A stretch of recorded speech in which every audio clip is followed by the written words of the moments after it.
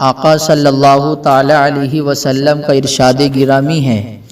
آقا صلی اللہ علیہ وسلم نے ارشاد فرمایا کہ جس شخص نے رمضان میں کسی روزے دار کو افطار کرایا تو اس کے تمام گناہ بخش دیے جاتے ہیں۔ دیکھیے عزیزان گرامی، روزہ افطار کرانے میں کتنا ثواب ہے، اللہ رب العزت نے کتنا ثواب رکھا ہے کہ واقعی میں اگر روزے دار کو افطار کرایا جائے تو اللہ رب العزت روزہ افطار کرانے والے کے گناہوں کو معاف فرما دیتا ہے، اللہ رب العزت اسے بخشش کا پروانہ عطا فرما دیتا ہے۔ اور ہمارے آقا صلی اللہ علیہ وسلم نے یہ بھی ارشاد فرمایا کہ جو شخص روزے دار کو پیٹ بھر کھلائے تو اللہ تعالیٰ اس شخص کو میرے حوض سے قیامت کے دن پانی پلائے گا، سبحان اللہ۔ پھر آقا نے فرمایا کہ جب وہ میرے حوض سے پانی پیے گا تو کبھی وہ پیاسا نہ ہوگا، یہاں تک کہ روزہ افطار کرنے والا جنت میں داخل ہو جائے گا۔ عزیزان گرامی،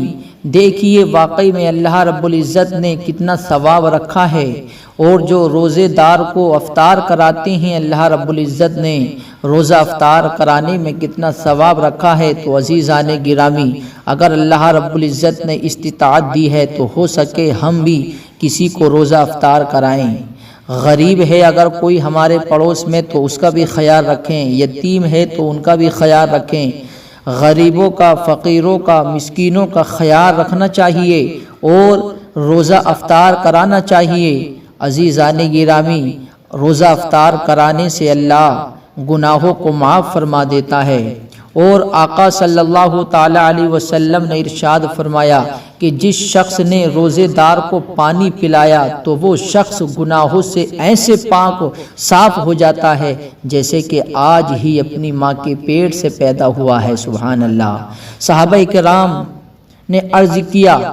کہ یا رسول اللہ صلی اللہ تعالی علیہ وسلم، یہ حکم گھر پر ہے یا سفر میں یا اس جگہ جہاں پانی نہ ملتا ہو؟ تو آقا صلی اللہ علیہ وسلم نے ارشاد فرمایا یہ حکم عام ہے، اگرچہ فرات ندی کے کنارے پر بھی پانی پلا دے۔ میرے عزیزو دیکھیے، آقا نے فرمایا یہ کہ یہ حکم عام ہے، چاہے کہیں پر بھی ہو، چاہے سفر میں ہو، چاہے حضر میں ہو، چاہے دریا کے پاس میں بھی ہو، اور اگر روزے دار کو پانی پلا دے تو اللہ رب العزت گناہوں سے ایسے پاک کر دیتا ہے جیسے کہ ابھی اپنی ماں کے پیٹ سے پیدا ہوا ہے۔ عزیزان گرامی، واقعی میں ہمیں روزے دار کو افطار کرانے میں حصہ لینا چاہیے، اور آقا صلی اللہ تعالی علیہ وسلم نے ارشاد فرمایا ہے کہ روزہ دار کو روزہ افطار کرائے یا غازی کا سامان مہیا کر دے تو اسے یعنی روزہ افطار کرانے والے کو بھی اتنا ہی ثواب ملے گا جتنا روزے دار کو ثواب ملتا ہے۔ تو عزیزان گرامی، اللہ رب العزت کے خزانوں میں تو کسی چیز کی کمی نہیں ہے، اللہ رب العزت جسے چاہتا ہے بے حساب دیتا ہے۔ روزہ افطار کرانے والے کو بھی اتنا ثواب اور روزے دار کو بھی اتنا ہی ثواب، لیکن کسی کے ثواب میں کوئی کمی نہیں آتی ہے۔ اللہ رب العزت تو بے شمار اپنے بندوں کو عطا کرنے والا ہے۔ عزیزان گرامی، واقعی میں جو روزے دار کو افطار کراتے ہیں ان کے لیے آقا صلی اللہ تعالی علیہ وسلم نے ارشاد فرمایا کہ جس شخص نے حلال کھانے یا پینے سے روزہ افطار کرایا، فرشتے ماہ رمضان میں اس کے لیے بخشش کی دعا کرتے ہیں، سبحان اللہ۔ اور فرشتوں کے سردار حضرت جبرائیل علیہ السلام، حضرت جبرائیل علیہ السلام جو سارے فرشتوں کے سردار ہیں، جنہیں سید الملائکہ کہا جاتا ہے، جنہیں تائید سدرہ کہا جاتا ہے، فرمایا جاتا ہے کہ جو روزے دار کو افطار کراتا ہے تو فرشتے اس انسان کے لیے بخشش کی دعا کرتے ہیں، اور فرشتوں کے سردار حضرت جبرائیل علیہ السلام شب قدر میں اس کے لیے استغفار کرتے ہیں۔ عزیزان گرامی، دیکھیے واقعی میں کتنی پیاری حدیث پاک ہے، اور آقا صلی اللہ علیہ وسلم نے ارشاد فرمایا، ایک اور روایت میں یہ بھی آتا ہے، آقا صلی اللہ علیہ وسلم نے ارشاد فرمایا کہ روزے دار کو افطار کرانے والا اتنا خوش نصیب ہے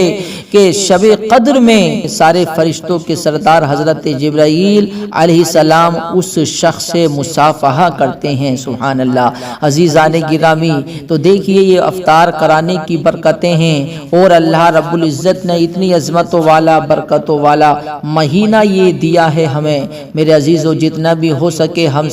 ہم زیادہ سے زیادہ لوگوں کی مدد کریں، لوگوں کا خیال رکھیں، لوگوں پر خرچ کریں، اپنے گھر والوں پر جتنا بھی ہو سکے ہم خرچ کرتے رہیں، کیونکہ میرے عزیزو واقعی میں جو خرچ کرتا ہے اللہ رب العزت کی بارگاہ میں، تو اللہ رب العزت اس کے کمائی میں، اس کے پیسے میں اللہ اتنا ہی زیادہ ثواب عطا فرماتا ہے۔ تو عزیزان گرامی، روزہ افطار کرانا کتنا محبوب عمل ہے، روزے دار کے برابر ثواب بھی پاتا ہے، اور غازی اسلام کے جیسا ثواب دیا جاتا ہے۔ فرشتے روزہ افطار کرانے والے کے حق میں بخشش کی دعا بھی کرتے ہیں، اور فرشتوں کے سردار حضرت جبرائیل علیہ السلام اس خوش نصیب سے شب قدر میں مصافحہ کرتے ہیں۔ اللہ تعالیٰ توفیق دے تو زیادہ سے زیادہ لوگوں کو روزہ افطار کرایا جائے۔ روزہ افطار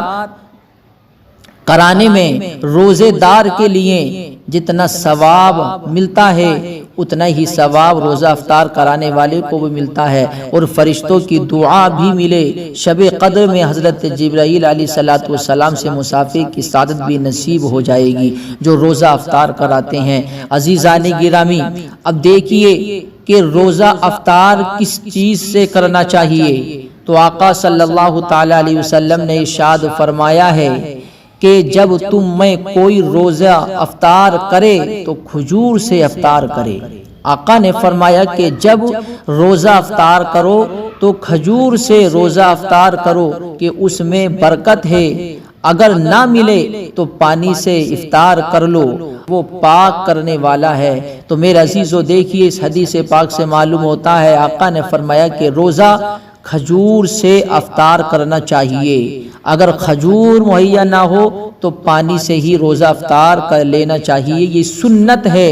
عزیزان گرامی، ایک اور حدیث پاک میں آتا ہے آقا صلی اللہ علیہ وسلم نے ارشاد فرمایا کہ روزہ افطار کے لیے کھجور یا پانی استعمال فرمایا کرتے تھے، اس لیے کھجور یا پانی سے روزہ افطار کرنا یہ سنت ہے، ہمارے آقا صلی اللہ تعالی علیہ وسلم کی سنت ہے۔ عزیزان گرامی، حضرت ابو ہریرہ رضی اللہ تعالی عنہ فرماتے ہیں کہ آقا صلی اللہ تعالی علیہ وسلم نے ارشاد فرمایا کہ ہمیشہ دین اسلام غالب رہے گا جب تک لوگ افطار میں جلدی کرتے رہیں گے، کیونکہ یہودی اور نصرانی افطار میں تاخیر کرتے ہیں۔ تو میرے عزیزو، افطار کا وقت ہو جائے تو افطار جلدی کرنا چاہیے۔ افطار کے وقت میں، کیونکہ انسان جب افطاری کے وقت میں افطار نہیں کرتا، روزہ افطار نہیں کرتا اور تاخیر کرتے ہیں تو روزہ مکروہ ہو جاتا ہے، اس لیے جب افطاری کا وقت ہو تو فوراً روزہ افطار کر لینا چاہیے، اس لیے کہ آقا صلی اللہ تعالی علیہ وسلم نے ارشاد فرمایا کہ اللہ تعالیٰ فرماتا ہے میرے بندوں میں مجھے وہ بندے زیادہ پسند ہیں جو افطار میں جلدی کرتے ہیں۔ تو میرے عزیزو، افطار میں جلدی کرنا چاہیے، جب وقت ہو جائے تو فوراً روزہ افطار کر لینا چاہیے۔ اور واقعی میں میرے عزیزو یہ اتنی برکتوں والا عظمتوں والا مہینہ ہے، اللہ رب العزت نے اگر ہمیں اتنی استطاعت دی ہے، طاقت دی ہے، تو میرے عزیزو ہم دوسروں کا بھی خیال رکھیں، زیادہ سے زیادہ غریبوں میں، زیادہ سے زیادہ فقیروں میں، زیادہ سے زیادہ یتیموں پر خرچ کریں۔ میرے عزیزو واقعی میں یہ اتنا پیارا عظمتوں والا برکتوں والا مہینہ ہے کہ ایک کے بدلے میں اللہ 70 نیکیاں عطا فرماتا ہے۔ اگر ہم ایک نیکی کریں تو اللہ اس کا ثواب ہمیں 70 کے برابر عطا فرمائے گا۔ تو واقعی میں میرے عزیزو ہم زیادہ سے زیادہ خیرات بھی کریں، اللہ کی راہ میں بھی خرچ کریں، اور اللہ کے نیک بندے اللہ رب العزت سے جو محبت کرنے والے ہوتے ہیں